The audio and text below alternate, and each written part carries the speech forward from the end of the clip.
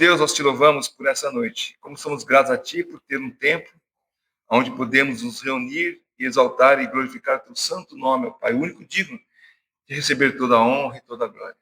E nessa noite, Pai, queremos pedir que o Santo Espírito fale aos nossos corações. Que o Senhor possa apenas usar-me como instrumento em tuas mãos para a minha edificação, para a edificação do teu povo. Pedimos a Deus por cada irmão, cada irmã aqui presente. Derrame tua graça sobre nossas vidas. Em nome de Jesus. Amém. Muito bem, nós temos feito todo quarto domingo uma série de estudo que vai demorar 154 domingos, que é os Salmos no quarto. Então, os Salmos no quarto domingo, ou os Salmos no quarto domingo. Nem todo quarto domingo nós vamos estar meditando no texto, até que nós estamos já há 1 ano e meio ou mais, 2 anos, eu acho, e nós somos no 19, porque tem mês de maio, por exemplo, a mesma família não tem, às vezes alguma atividade especial, naquele quarto domingo nós não temos a mensagem, mas hoje nós chegamos no Salmo 19, e esse Salmo 19, algumas Bíblias trazem como título, eu sempre gosto de destacar que esse título, ele não é inspirado, ele é, na verdade, a editora, né, que edita aquela Bíblia e coloca, né, o que é inspirado é a partir ao mestre de cantos, Salmo de Davi. Isso faz parte do Salmo, tá? Mas a parte de cima, que geralmente está em negrito, né, a editora, dependendo da edição da Bíblia, ela coloca. Então, temos alguns títulos como a excelência da criação e da palavra de Deus, ou a revelação de Deus na natureza e nas escrituras, algumas apenas revelação, e esse é o destaque do Salmo 19, Deus se revelando, né? Nesse Salmo vemos Deus se revelando ao homem por meio da natureza e das escrituras, e é isto, ou seja, isto é, a palavra escrita, não apenas a natureza, mas a escritura, a palavra escrita, que declara a sua santidade, a sua vontade e a sua graça, que é do versículo 7 ao versículo 11, e nós vamos depois destacar esses versículos. No mês do lar eu falei sobre esse salmo, né? Eu dei destaque que o tema central era a família centrada na palavra de Deus. Então, destacamos que a família que deseja buscar o centro da vontade de Deus precisa saber que a palavra de Deus é a nossa fonte de orientação, e se cremos e entendemos que as escrituras são suficientes para nos conduzir em todos os nossos relacionamentos, nós vamos nos submeter a ela. Não em parte dela, mas em sua totalidade. Essa semana eu vendo, ontem na verdade que foi, eu vendo eu não sei se é Rios ou Hells, Rios. Por que Rios? Ele quer saber o que significa, né? O Rios de um certo líder religioso que foi muito destacado nos anos 80. Foi ontem que eu estava com a Elizabeth, mostrei para ela, ele falando que pastores que pregam que a Bíblia é a palavra de Deus só pregam isso porque foram catequizados pelos antigos. Mas a palavra de Deus não é a palavra de Deus. A Bíblia não é a palavra de Deus. Ela apenas contém. E ele alega que, se você vai lendo os livros da Bíblia, Deus é meio que esquizofrênico, porque uma geração ele trata de um jeito, outra geração trata de outro. Então, quem alega que a Bíblia é a palavra de Deus, tem que dormir com esse barulho de um Deus esquizofrênico. Eu não vou falar o nome da pessoa, mas é um charameu que caiu, tá? Então, se eu levo um tomo, você fala, o Fábio, né? Caiu. Pegue a referência, né? E esse é um líder que muitos estão seguindo, principalmente os chamados desigrejados. A igreja não precisa, a igreja somos nós, não precisa ir a um tempo para cultuar a Deus, e eles seguem esse líder. que entende que a Bíblia não é, ela com o tema não é a palavra de Deus, não, a Bíblia é a palavra de Deus, e o Salmo 19 nos deixa isso também bem claro. Então, o que eu quero observar essa noite sobre esse salmo é a glória de Deus nesse salmo. E esse é um desafio e um estímulo para nós hoje. Eu fico imaginando Davi, ele maravilhado, encantado, fascinado, ao olhar para a natureza como produto da obra divina. E ele começa a falar: nos céus proclamam a glória de Deus. Aquela noite estrelada que você... Dizem assim, cidade grande você não consegue ver muitas estrelas, né?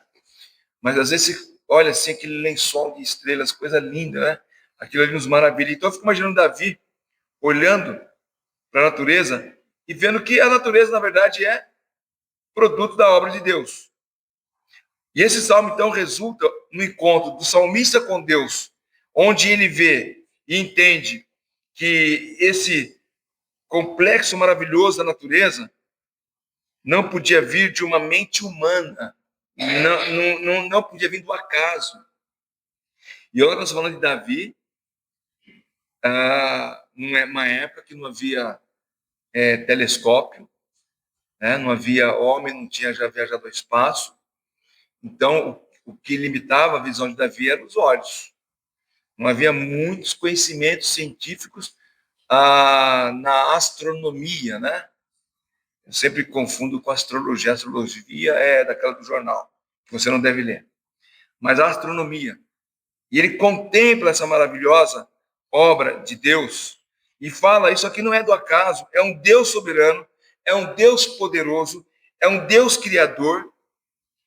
E é esse Deus que Davi e nós podemos contemplar por meio da obra da sua mão. Que ele fala no versículo 1, né? O firmamento anuncia as obras da sua mão. Você olha para o céu e fala: quem fez isso? Deus. É obra de Deus, né? A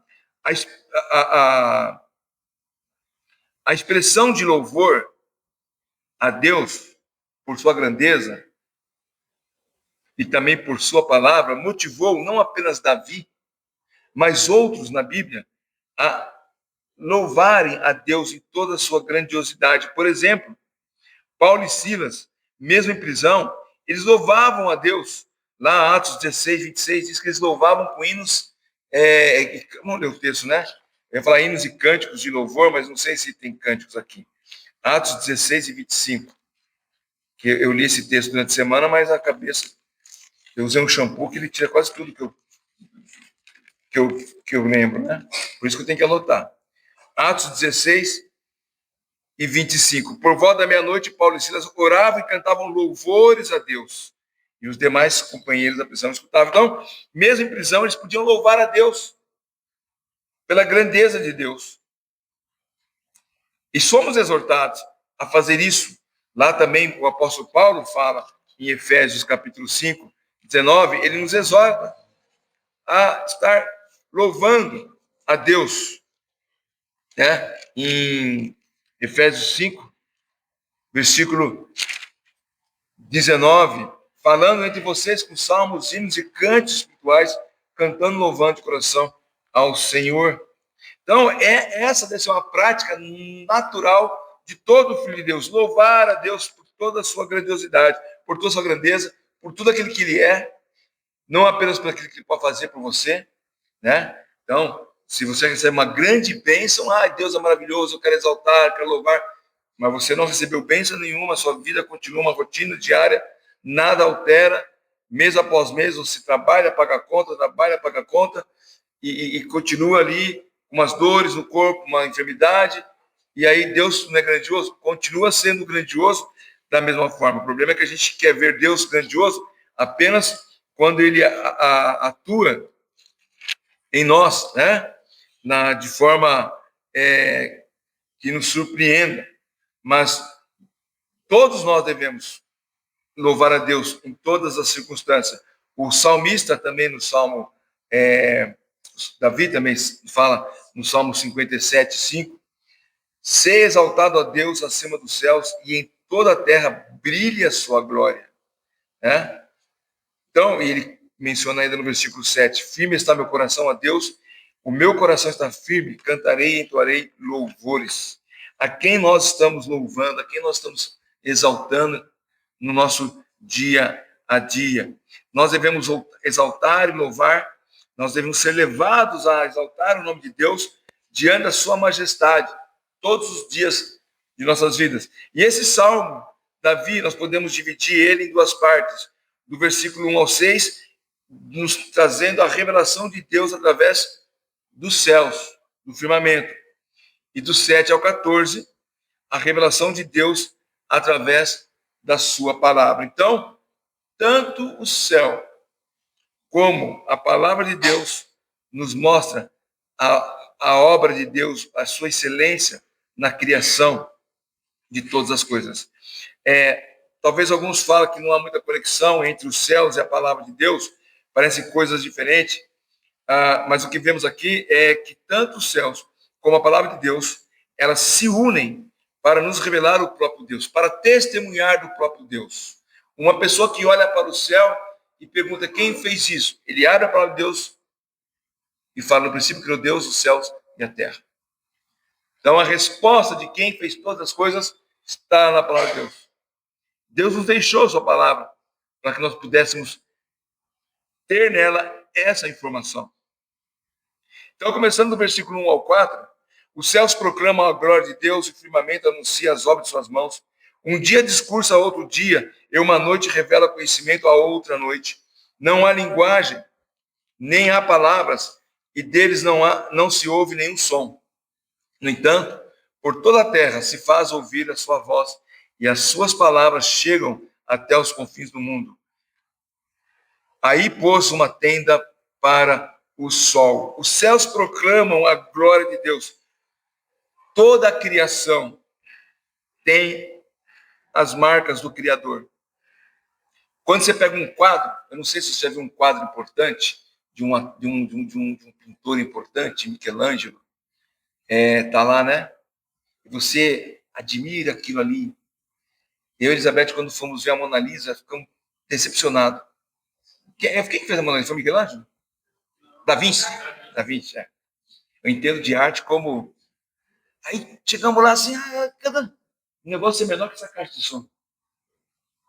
Você tem que ver de longe uma mulher assim. E aquilo é famoso, né? Todo mundo olha aquilo, olha, que famoso, né? Que coisa maravilhosa. Olha como ele capta, né, o olhar da mulher. Qualquer coisa ali, né? Qualquer um faria a mesma coisa, mas é o Leonardo, né?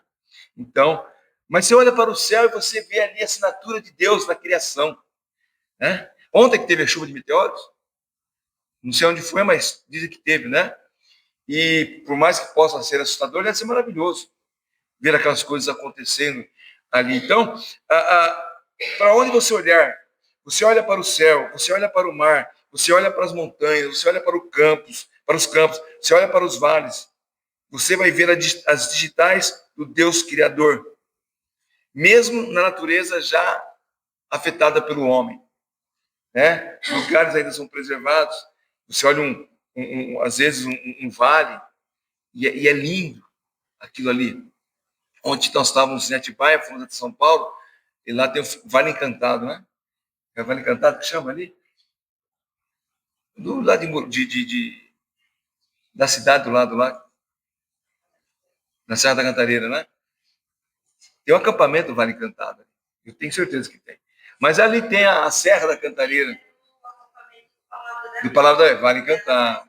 E não é Morungaba, como é que chama aquela cidade, gente? Vai, me ajuda aí. Mariporã. Né? Então, Vale Encantado. E já não está tão encantado, tem um monte de casa em volta ali e tudo, mas imagine aquilo ali antes da mão do homem, ou quando você olha para o mar, para praias ainda não atingidas pelo ser humano. E isso mostra a presença de Deus. E é impossível nós, como crentes, não pensarmos em Deus quando olhamos para paisagens exuberantes. É impossível não olhar para algo e ficar maravilhado com a obra criadora de Deus. Toda a obra da natureza é um convite para pensarmos em Deus. Tá? Nós desfrutamos da beleza do que existe. E nós somos envolvidos por essa grandeza e pelos mistérios do céu. Nós somos leigos, nós não entendemos. Às vezes a gente assiste, tem uma pessoa que participa muito em podcast, o Sérgio Sá, o gordo da NASA lá, Serjão, né? Sacane. E o cara entende um monte. E ele é ateu, né? Mas ele reconhece, né? Diante de tudo aquilo que se tem no universo, a grandeza, e o cara entende nisso. A gente olha as estrelas a olho nu. Imagina um cara com um telescópio vendo coisas que a gente não consegue enxergar com o olho. E nós temos que pensar em Deus. Deus nos deu o privilégio de desfrutar da beleza que Ele colocou no céu. E nós somos envolvidos nisso. Porque além de revelar a glória de Deus, nós também podemos, através de olhar para o céu, o céu vai ele cobre a magnitude de Deus, fazendo com que suspiremos de dia e de noite pelo nosso Deus. Vou dar um simples exemplo que ele dá aqui, o salmista dá, quando ele fala de uma noite revela o conhecimento a outra noite, né? A simples passagem do dia para a noite, como lemos no versículo 2. Algo que nenhum homem pode interromper. A única vez em Josué 10, quando ele pede para que Deus pare o sol e a lua para terminar a batalha. Mas nenhum homem consegue deter por um segundo ou mudar. Estava conversando com a Elizabeth, Pedro, foi o André que está falando. O sol nasce de um lugar e uma outra. O sol não é, hoje eu vou nascer aqui, amanhã eu vou nascer lá, e cada dia está num dia. Não. Todos os dias ele tem ali, né? O alvorecer, o pôr do sol. Algo que às vezes é tão natural que a gente não detém muito tempo para observar. Talvez você nunca tenha parado para pensar, mas ali também a presença de Deus é revelada. Quando a Elizabeth quebrou o úmero, eu estava em casa e eu tinha que ir até a Unicamp, passar a noite com ela, e era mais ou menos 5h30, 6 horas, não sei, era novembro, então escurecia mais tarde, mas era na hora do pôr do sol, eu não sabia. Quando você sai ali para a Unicamp, ali pela PUC, naquele balãozão que tem quem vem da Dom Pedro, ali tem um balão grandão. Pô, vão para tudo lá para ver o pôr do sol. Eu olhei assim, gente com cadeira de praia, outras pessoas em pé, ali. Aí eu olhei assim, o sol estava se pondo, e as pessoas ficam admirando aquilo ali, né? O simples pôr do sol revela a presença de Deus. Conta a história de uma criança que estava olhando com os pais o pôr do sol na praia e disse assim: olhem, é Deus nos dando um tchau. Vejam a mão dele abanando para nós. Então, o sol se colocando, né? E a criança imaginou que era Deus, né? Dando um tchau ali. Uma criança ingênua vendo Deus no pôr do sol. Qual foi a última vez que você olhou para o céu e teve o coração aquecido em saber que é Deus que criou e é Deus que proporciona esse pequeno gesto de sua majestade? A gente é muito reclamador, né? A gente reclama muito, né? Dia de chuva, dia disso, aquilo. Mas contempla aquilo que Deus tem feito. O irmão levantou a mão? Uma pergunta só. Tem terremoto também, né? Como explicar esse mistério? Terremoto é fruto do pecado, né? Depois do pecado, houve uma alteração, houve o dilúvio, né? O dilúvio fez com que o mundo se dividisse em placas tectônicas, né? E é Deus que controla, é lógico que é Deus que controla. Mas não há beleza alguma no terremoto, sem dúvida alguma. Né? Mas Deus ainda preserva, apesar do pecado, obras maravilhosas, onde o homem não pode alterar, né? Nós contemplamos a grandeza de Deus. O sol se põe, como eu disse, e aqui o salmista ele fala isso, olha que interessante. Versículo 3, não há linguagem nem palavras, e dele não se ouve nenhum som. No entanto, por toda a terra se faz ouvir a sua voz. e as suas palavras chegam até os confins do mundo. Como é que algo que não tem linguagem, não tem palavras, pode proferir um som? Né? Não há som nenhum. Não se ouve nenhum barulho.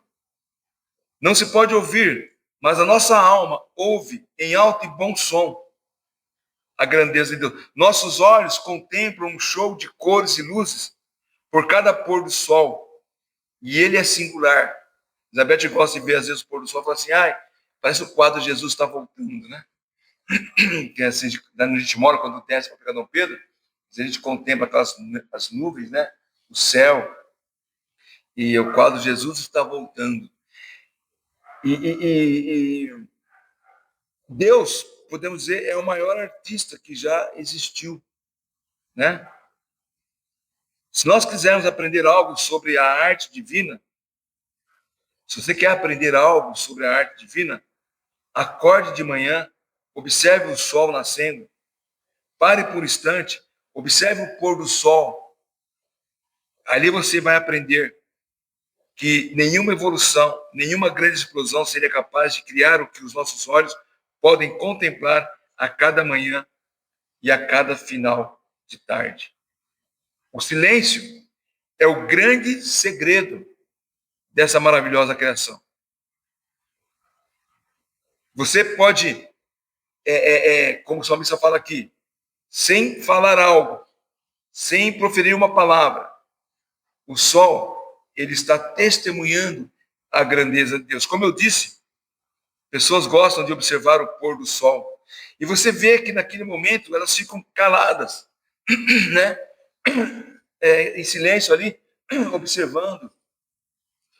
E se conversa bem baixo, porque elas querem ver, elas querem contemplar aquilo ali. Alguns vão querer ir para lá para captar uma energia e coisa, enfim, né? Mas nós podemos parar e olhar e ver que sem linguagem, sem palavra, ele está... o sol se faz ouvir, e aqui ele fala por todo o confim. Você já parou para pensar que enquanto nós estamos contemplando o pôr do sol, em outro lado do mundo, as pessoas estão contemplando o nascer dele? E ambos estão exaltando a Deus por essa simples obra da criação. O versículo 4 fala, né? As suas palavras chegam até os confins do mundo. A palavra confins aqui é uma palavra que significa borda, beira, fim. A palavra katesh, borda, beira e fim. E não é isso que parece o sol? O sol parece que está se pondo numa borda. Já viu o pôr do sol na praia? Lá na borda do mar, né? Não tem mais nada aqui, o sol está se colocando ali. E é isso que nós contemplamos ali. E Davi, então, ele faz ele contempla e ele vai comparar o sol com um noivo. Versículos 5 e 6. No final do versículo 4. Aí pôs uma tenda para o sol, que é como um noivo que sai dos seus aposentos e se alegra como um herói a percorrer o seu caminho. Principia numa extremidade dos céus até a outra. Vai o seu percurso e nada pode se esconder do seu calor. Essa comparação com o noivo, né? O sol apresentando o sol ele é apresentado como aquele que domina o cenário. E ele é exultante, magnífico. E Deus lhe deu um caminho. Davi coloca aqui, o sol, ele segue o seu caminho. Ele nasce e morre, como nós costumamos dizer, né? Ele trilha o caminho dado por Deus. Como eu disse, o sol não vai nascer um dia no leste, no outro oeste, aqui mais para o sudeste. Não, ele sempre nasce no mesmo lugar. E isso nos faz pensar, nós como servos de Deus, como filhos de Deus, devemos ser obedientes à palavra de Deus, né? Em todos os seus caminhos. Nunca, assim como o sol não se desvia do seu caminho, nós também não devemos desviar dos caminhos de Deus. E ele coloca o sol como noivo. E ele fala, né, que ele acampa nos céus e passa o dia pelo céu, percorre o céu como um noivo na jornada de núpcias, ou como um noivo que entra na igreja. Você já percebeu um noivo dentro de uma igreja? Geralmente todo mundo olha para a noiva, né? Lá, tá lá chegando, tá tudo aqui em pé e olha para ela, e o noivo está lá na frente. Agora os noivos estão entrando também, né? Mas a gente ficava na frente antigamente, esperando. Mas quando você olha o noivo lá na igreja, ele tá mulambento, tá todo desalinhado, ombros caídos. Não. Ele se coloca todo orgulhoso, porque ele está bem arrumado. O olhar do noivo na igreja é de alguém que, né, é aquele que diz o seguinte: eu venci, eu conquistei aquela moça, né? Eu conquistei, e ela, eu estou orgulhoso de ter conquistado, a não ser aquele que está casando uma espingarda na cabeça, né? Mas todo noivo está ali feliz em ver a noiva, e ele compartilha com os convidados a presença da noiva, chegando até ele e fala: eu conquistei. Ele tá, o Davi estava no sol da mesma forma, né? É aquele momento em que ele mostra soberano. Ele coloca aqui, ele diz aqui, né, que ele é como como um herói a percorrer o seu caminho. Um momento que para o noivo é de profunda emoção. Assim também o herói de guerra que volta da batalha vencedor. Aqui você tem aquela imagem dele entrando na cidade vencedor. Quando Davi vence Golias, as pessoas clamando, né, que Davi, Saul matou milhares, Davi matou 10 milhares, né? E algo assim, exaltando o herói que saiu para a batalha e voltou vencedor, marchando entre as pessoas num cavalo imponente. Então, Davi fala: o sol é assim, ele é imponente, ele transcorre todo o percurso de maneira soberana ali. O sol e o céu, em harmonia, nas suas cores, no seu calor, anunciam aos nossos corações a certeza da presença de Deus Criador. Nada pode impedir o seu percurso. Quem pode impedir os desígnios do nosso Deus?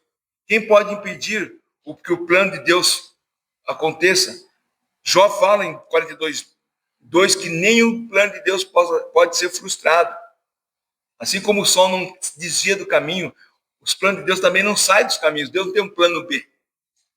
Estava comentando uma vez com o nosso irmão Ayrton de uma Bíblia de estudo, em que o autor ele coloca assim, que quando Adão e Eva caíram, Deus lançou o plano B. Tipo assim, puxa vida, eu queria isso, mas não deu certo, vamos arrumar outro plano aqui. Não, não existe plano B. O plano de Deus é um único plano. E Isaías 43:13 diz: quem pode impedi-lo? Quem pode impedir a Deus? Ninguém. E o sol mostra isso. Então, da mesma forma como nada pode esconder o calor do sol, nada ou ninguém pode impedir Deus agir. A história nos conta que já tentaram calar Deus. A história nos conta que tentaram até matar Deus, né? Acabar com Deus. A mais famosa frase do Deus está morto, de Nietzsche, né? Ela foi cunhada de uma frase no seu livro A Gaia Ciência, e ali ele diz assim, olha o que ele diz no livro, a gente só pega ali o termo, né? Deus está morto. Quem falou isso? Foi Nietzsche. Mas olha o que ele escreveu: Deus está morto, Deus permanece morto, e nós o matamos. Como vamos nos confortar os assassinos de todos os assassinos? O que o mundo possuiu até agora, de mais sagrado e mais poderoso, sucumbiu. É uma palavra que saiu errada. Sucumbiu aos golpes das nossas lâminas. Sucumbiu em sangue aos golpes da nossa lâmina. O que o mundo possuiu até agora, ou seja, o mundo possuía Deus, que eles mataram, o mundo sucumbiu aquilo que era mais sagrado e poderoso, né, aos golpes das nossas lâminas. É o trecho do seu livro, né, da sua crônica ali. Então, só que Deus não está morto. Em 1967, a Albânia, ela proibiu todas as práticas religiosas e declarou o primeiro estado ateu do mundo. Não podia ter, não era só crente, não podia ter nenhum religioso ali, nem alguém que não podia estar em nada. Mas geralmente eles perseguem os cristãos e acabaram com todas as Bíblias da Albânia. Acabaram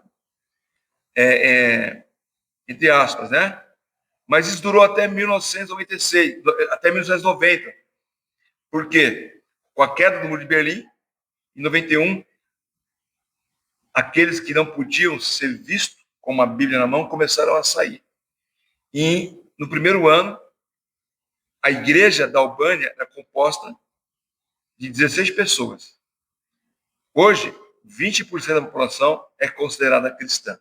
Tentaram acabar com Deus e com sua palavra. Mas não se acaba com Deus e com sua palavra. Não se acaba com aquilo que é eterno. Davi, então, ele vai deixar de lado a grandiosa de Deus, termina com essa comparação do herói de guerra entrando, né, falando do sol, e ele passa agora a dar testemunho da existência de Deus por meio da sua palavra. E ele começa dizendo: a lei do Senhor é perfeita.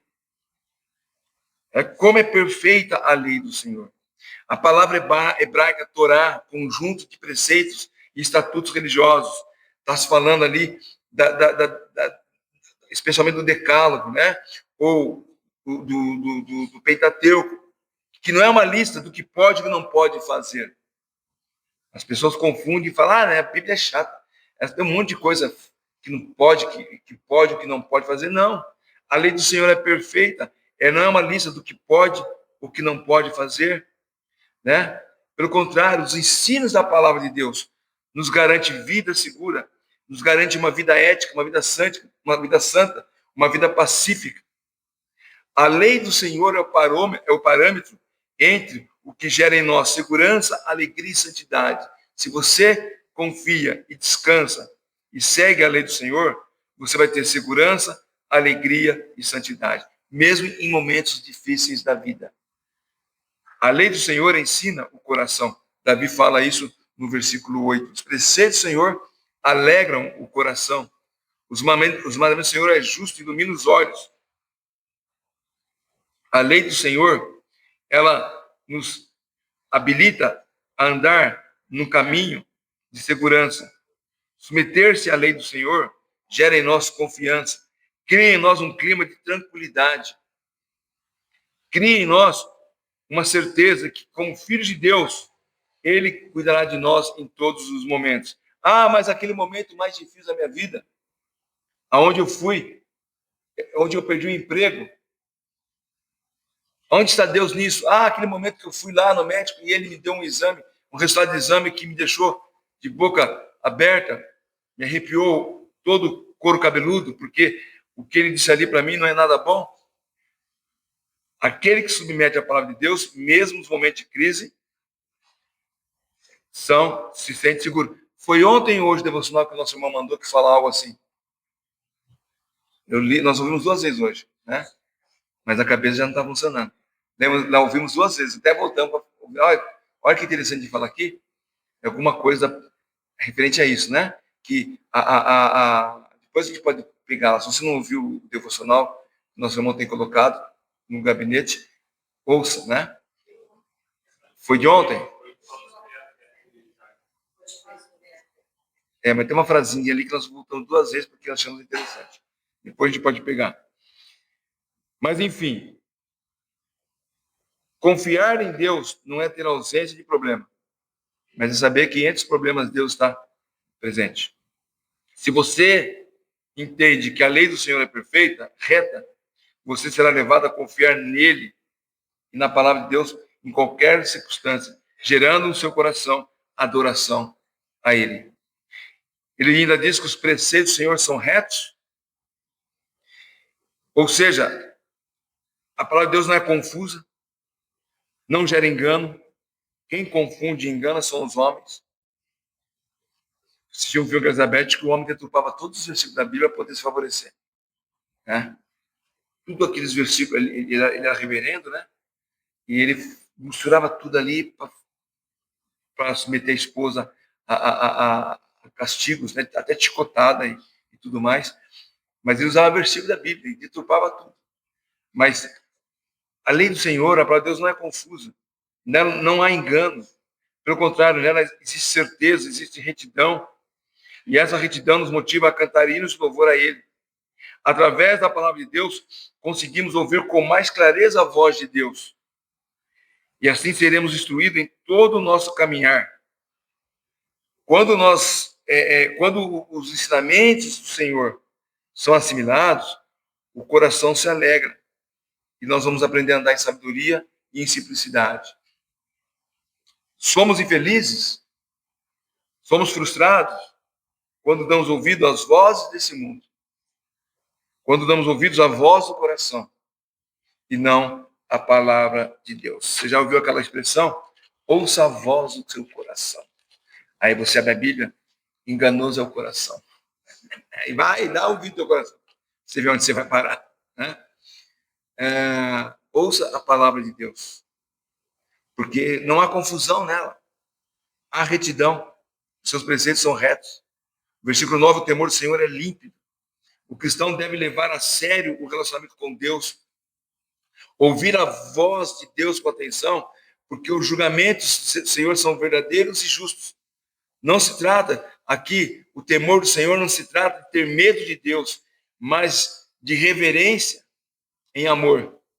Saber que podemos nos aproximar dele, né? Límpido ou moralmente íntegro. Não significa que nós não podemos, que nós podemos se aproximar de Deus de qualquer jeito, sem medo, mas significa que por causa do sangue de Cristo que nos purificou de todo pecado, conforme 1 João 1,7 nos fala, isso nos permite entrar na presença dele, e também Hebreus 4,16 nos fala, e nos aproximar do seu trono de graça, porque esse temor que nós temos, Senhor, ele é purificado pelo sangue de Cristo. Além do mais, o salmista ainda diz, eles são mais desejáveis do que o ouro. Tem algo de maior valor,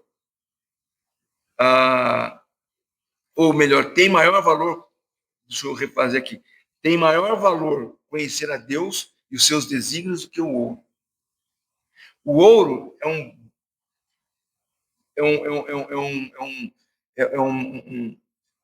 metal, né? Um objeto de grande valor. E eu passei aqui na Luz Maia, tem lá, compramos ouro e invista em ouro, né? Lá, uma barrinha de 1 grama, 24 quilates, né? Eu não lembro o valor lá, mas não é pouca coisa, não. Se tem uma barra de 1 quilo de ouro, está bem de vida. Acho que está 16 mil gramas de ouro. Por aí, não sei. Eu não invisto em ouro, então não. Aliás, o ouro está tão perigoso se andar que em São Paulo tem que tirar aliança para andar em São Paulo, né? Um amigo nosso que esteve aqui, o Júlio, falou, eu fui para São Paulo, ele é do Nordeste, o primo dele falou assim, tira a tua aliança do dedo, porque aqui eles estão arrancando o dedo para levar o ouro. Uma aliança, que não custa muito. A minha é grossa, mas é fake, tá? Não é de ouro, não. Né? O cara quiser levar, leva. Por quê? O mundo vai atrás do ouro. Aqui ainda fala que a palavra de Deus, os preceitos do Senhor são mais desejáveis que o ouro puro. Não um ouro misturado, não. É um ouro puro. E a palavra de Deus tem maior valor do que o ouro. A maior riqueza de uma pessoa não é o ouro, mas é a palavra de Deus. Olha o que Jeremias fala lá em Jeremias 9, versículo 23 e versículo 24. Jeremias 9, versículo 23 e versículo 24.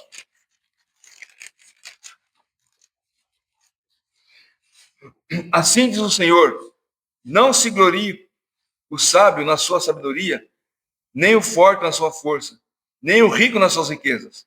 Mas aquele que se glorie-se nisto, em conhecer e saber que eu sou o Senhor e faço misericórdia, juízo, justiça na terra, porque todas as coisas me agradam. Porque dessas coisas me agrado, diz o Senhor. Então, o profeta está dizendo, Deus está falando, né? E o profeta está relatando aqui, para que você não tenha glória na sabedoria, nem na força, nem na riqueza, mas na palavra de Deus, que é soberana. Homens perdem a vida atrás desse tesouro, Mas o verdadeiro tesouro é a palavra de Deus. Mais ainda, né? Lá Jeremias continua falando no capítulo 15, versículo 16, que a palavra de Deus é doce como mel. Ela é doce como mel. Vamos ler lá o versículo inteiro. Jeremias 15, versículo 16. Achadas as tuas palavras, logo as comi. As tuas palavras encheram o meu coração de júbilo e de alegria, pois o seu chamamento... Opa! Eu errei a referência. Mas é por aqui. Está falando tá aqui. Achadas as palavras, logo as comi. Mas não tem uma versão que fala que é doce como mel? Ou eu estou? É o Salmo. Não, mas é o outro Salmo. É o Salmo 119, 3. 119, 103. Espera aí. É que cruzou as referências aqui. Ó. Eu volto aqui. 119, versículo 103. Quão doces são as suas palavras ao meu paladar, mais do que o mel à minha boca. Isso, é isso que eu queria. Esse versículo que eu estava procurando aqui. E aqui no versículo 10, ele também fala que são mais doces do que o mel. É que eu achei que Jeremias estava falando isso também. Ele apenas falou que ele comeu a palavra de Deus. Né?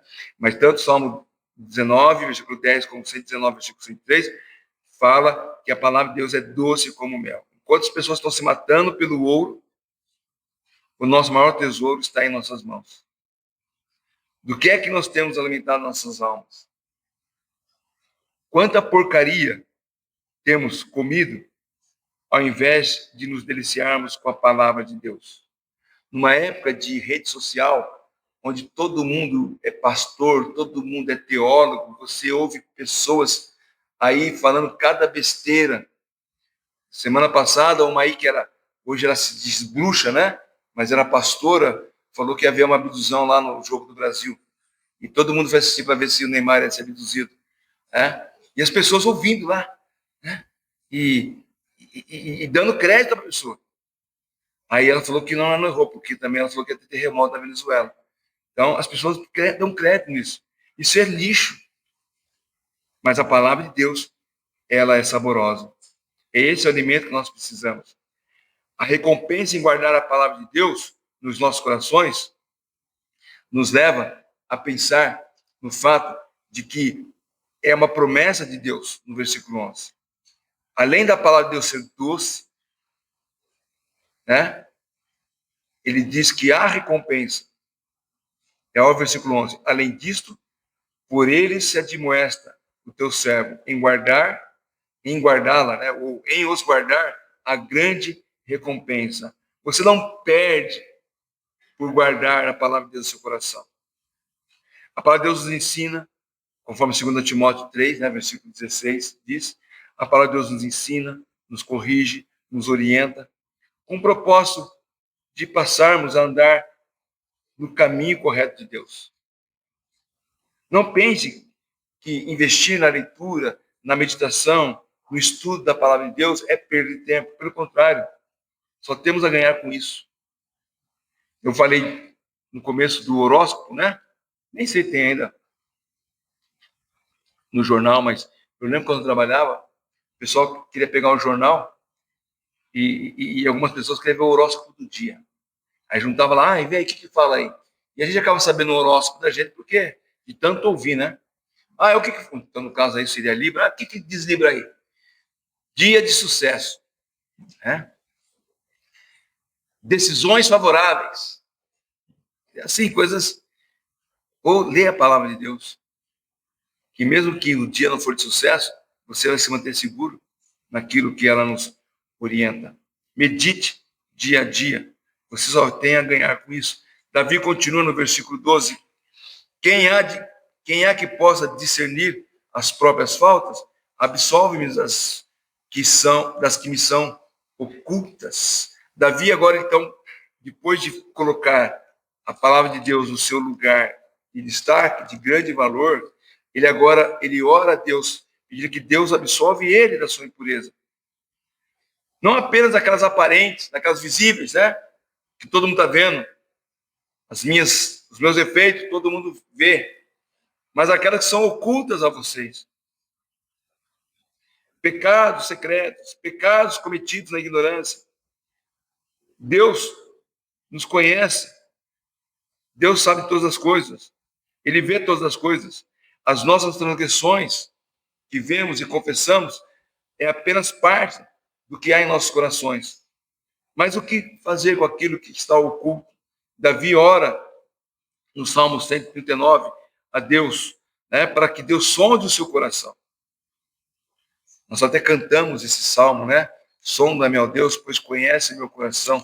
Mas o Salmo 139, versículo 23 e 24, ele diz: sonda-me, ó Deus, e conhece meu coração, prova-me e conhece os meus pensamentos. Vê se há em mim algum caminho mau e guie-me pelo caminho eterno. Senhor, talvez esteja fazendo coisas que não te agrade. Mostre para mim aquilo que não te agrade. Devemos pedir a Deus que sonde os nossos corações, pois só Ele pode fazer isso e pode perdoar os pecados ocultos. Muitos, inclusive, às vezes fazemos na intenção do bem, mas é pura soberba, né? Também, diz ele no versículo 13, também da soberba guarda o teu servo, que ela não o domine. Então serei irrepreensível e ficarei livre de grande transgressão. Então, não apenas o pecado oculto, mas a soberba, aquela atitude presunçosa de que achamos que somos tão santos e sem pecado que não precisamos orar mais a Deus. A gente sempre olha o outro, nossa, o irmão, olha o que o irmão fez, você viu o que o irmão falou? Olha aquela irmã, olha como ela está. Mas não olhamos para a nossa vida e às vezes falamos, olha, eu sou santo, eu não me visto assim, eu não falo daquele jeito. Isso é soberba e é pecado. Atitudes presunçosas que devem ser colocadas diante de Deus para que Ele perdoe esses nossos pecados. Tem gente que se acha tão santo, que diz que não precisa mais orar a Deus pedindo perdão dos seus pecados. Ah, não, Deus já me perdoou na cruz, de fato, os pecados passado, presente e futuro já foram perdoados. Mas seria muita presunção da nossa parte não pedir perdão a Deus. Ah, não, eu não preciso pedir perdão a Deus mais porque Ele perdoou todos os meus pecados, passado, presente e futuro. Mas presunçoso seria eu se não lembrasse de que ao pedir perdão, eu estou me fazendo humilde diante de Deus. Confessando os nossos pecados, pedindo perdão a Deus, eu mantenho em humildade, eu me mantenho em humildade diante de Deus. Nós não podemos achar que porque Deus perdoou os nossos pecados, não devemos confessá-los e pedir para que Deus já perdoou, mas Ele quer ouvir de nós a nossa confissão e nosso arrependimento. Porque senão a pessoa vai orar assim, ah, Senhor, obrigado porque o Senhor perdoou os meus pecados. Você sabe quais são, né? Então não precisa nem falar. Não, Deus quer que nós confessemos os nossos pecados. Falemos diante dEle aquilo que nós temos feito. Passar disso é soberba, é presunção. Davi, ele vai finalizar com o versículo 14. As palavras dos meus lábios e o meditar do meu coração sejam agradáveis à tua presença. Será que o que nós falamos é agradável a Deus? Será que o que nós meditamos? E olha, às vezes é bom. Tem um livrinho antigo que chamava... Ele é um livro amarelo, tem um cara no carro, tipo um megafone, mas não lembro o título, mas é mais ou menos assim. Se o mundo soubesse o que nós pensamos, né? Nós não iríamos pensar, né? Se nós tivéssemos alguma coisa, o que eu penso pudesse ser, os irmãos pudessem ouvir, talvez estaria vigiando para não pensar. Mas Deus sabe. E Davi está orando dessa forma, que as minhas palavras e o meditar no meu coração sejam agradáveis na tua presença. Nós devemos colocar em nossos lábios palavras que sejam agradáveis na presença de Deus. O que nós falamos para nossos irmãos, para nossos amigos, para aqueles que estão do nosso lado, ao nosso redor. Cada palavra que nós estamos proferindo é como se ela estivesse sendo dita na presença de Deus. E de fato estão sendo ditas na presença de Deus. Porque Deus está ouvindo todas as palavras. Né? porque ele se faz presente ao nosso lado.